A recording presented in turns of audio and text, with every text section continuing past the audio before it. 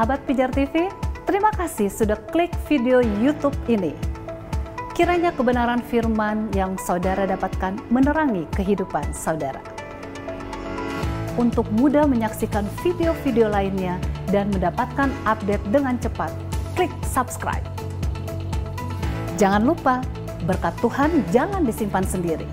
Klik tombol share di bawah dan bagikan video ini ke sebanyak-banyaknya orang yang saudara kenal. Salam terang bagi Indonesia.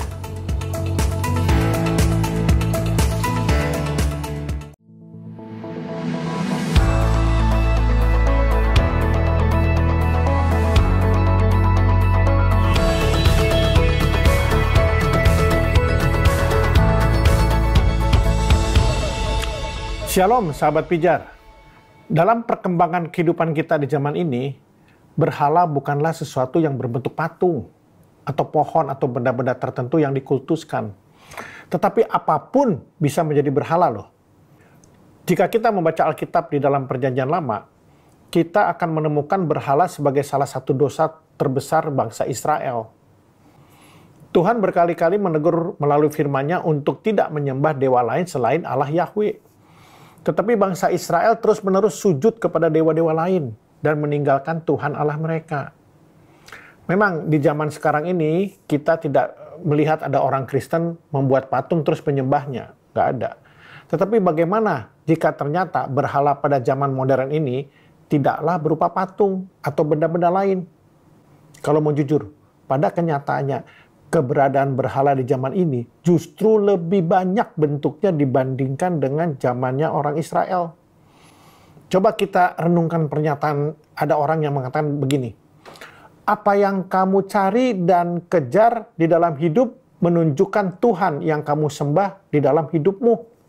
Jadi bisa kita simpulkan bahwa berhala adalah segala sesuatu yang membuat kita tidak lagi berfokus kepada kehendak Tuhan di dalam hidup ini. Dan juga membuat kita melupakan Tuhan, bahkan meniadakan eksistensi Tuhan, seperti apa yang dianut oleh kelompok agnostik. Kalau begitu, apa definisi berhala? Berhala adalah segala sesuatu yang menggeser kedudukan Tuhan di dalam seluruh aspek kehidupan kita.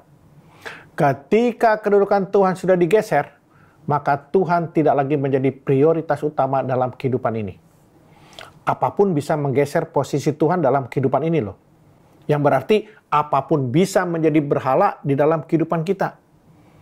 Ketika posisinya melebihi posisi Tuhan, maka hal tersebut merupakan berhala.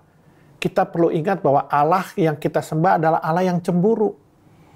Coba kalau kita baca di dalam Keluaran 20 ayat 5.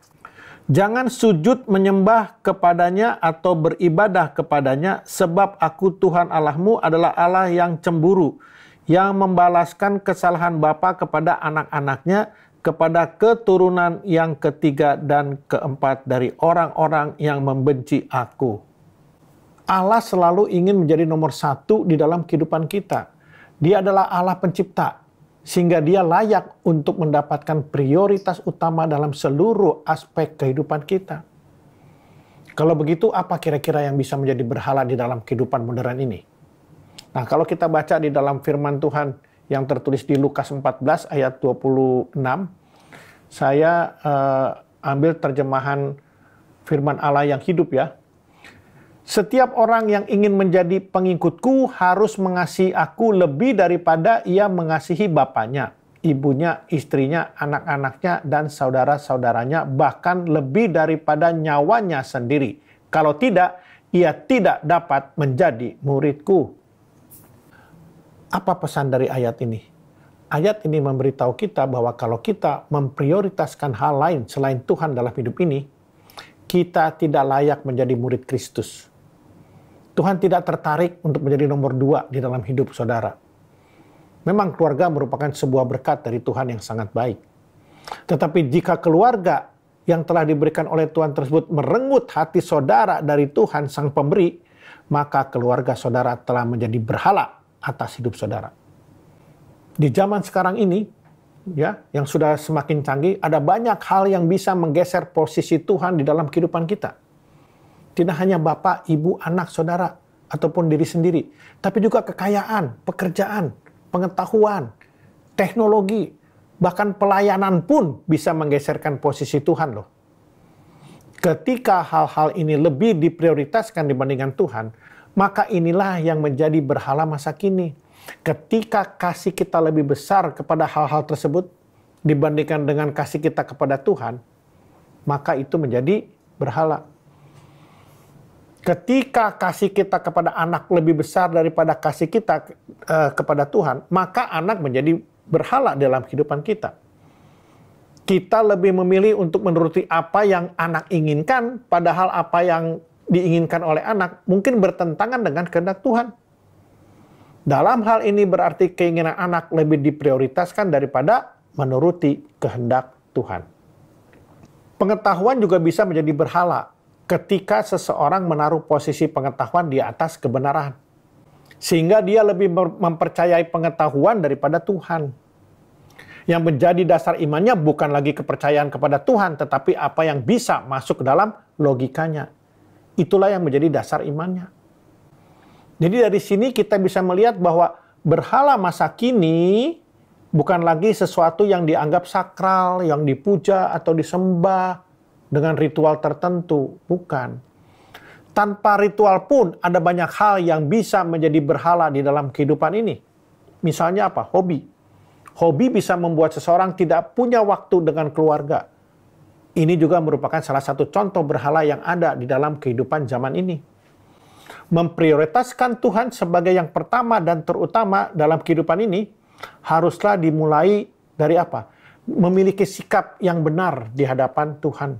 Segala sesuatu yang kita lakukan haruslah didasari oleh sikap hati yang mengasihi Tuhan, yang berfokus untuk memuliakan Tuhan.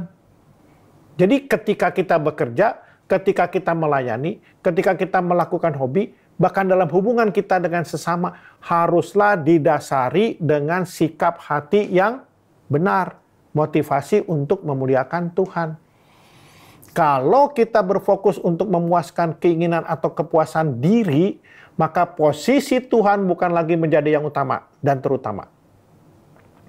Sebaliknya ketika fokus kita hanya untuk memuliakan Tuhan, maka tidak ada tempat bagi berhala yang dapat menggeser posisi Tuhan dalam hidup kita. Memprioritaskan Tuhan sebagai yang pertama dan terutama juga berarti kita memberi diri untuk dipimpin dan dikendalikan oleh kehendak Tuhan, bukan oleh kehendak kita. Keinginan manusia biasanya merupakan hal-hal yang bernilai sementara, tetapi kehendak Tuhan merupakan hal-hal yang bernilai kekekalan. Kalau kita membaca firman Tuhan di dalam Matius 6 ayat 33, dikatakan demikian. Tetapi carilah dahulu kerajaan Allah dan kebenarannya, maka semuanya itu akan ditambahkan kepadamu. Ketika fokus kita kepada hal-hal yang bernilai kekekalan, kita tidak akan mengejar hal-hal yang hanya memuaskan keinginan daging. Tetapi kita berusaha untuk melakukan kebenaran lewat seluruh aspek kehidupan. Nah, kalau di Matius 22 ayat 37 dikatakan demikian. Jawab Yesus kepadanya, kasihilah Tuhan Allahmu dengan segenap hatimu dan dengan segenap jiwamu dan dengan segenap akal budimu. Satu hal yang Tuhan inginkan dari kita adalah seluruh hati dan cinta kita.